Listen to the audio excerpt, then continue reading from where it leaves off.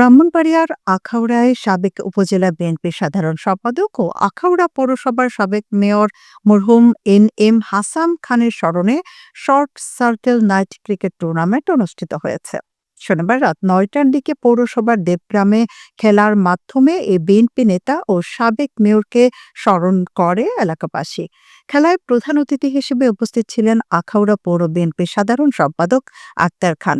বিশিষ্ট ক্রীড়াবিদ মোহাম্মদ আলম খানের সভাপতিত্বে খেলার উদ্বোধক হিসেবে উপস্থিত ছিলেন সাবেক মেয়র এম হাসান খানের ছেলে, ব্রাহ্মণবাড়িয়া জেলা ছাত্রদলের সাবেক সহসভাপতি জিয়াউল হাসান খান সানি। আখাউড়া পৌর স্বেচ্ছাসেবক দলের আহ্বায়ক মোহাম্মদ রামিন খানের পরিচালনায় এ সময় বিশেষ অতিথি হিসেবে উপস্থিত ছিলেন মোগরা ইউনিয়নের প্রশাসক ও আখাউড়া প্রতিবন্ধী সেবা ও সাহায্য কেন্দ্রের consultant doctor H Mamun Bhuiyan, Akhaura উপজেলা বিএনপির সহসভাপতি আমজাদ খান, বিশিষ্ট ব্যবসায়ী মোহাম্মদ আলামিন মোল্লা, বেলজিয়াম প্রবাসী মোহাম্মদ সুমন খান ও লায়ন মোহাম্মদ আনিসুর রহমান সহ এলাকার গণ্যমান্য ব্যক্তিবর্গ।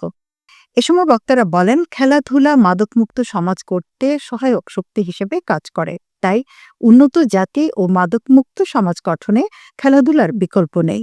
ক্রিকেট খেলার মাধ্যমে বাংলাদেশ আজ সারা বিশ্বে পরিচিতি লাভ করেছে।